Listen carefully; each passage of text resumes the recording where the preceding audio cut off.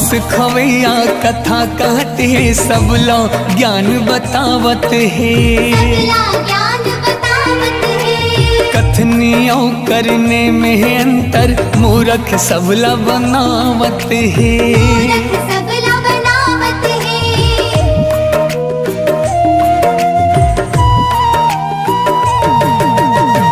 पापी मन धर्म के नाम लाचारो मुड़ाम बोरत है। धर्म के सत्यानाश करे बर माथ में चंदन घोरत है। ई पापी मन के खातिर सबला भरम होते।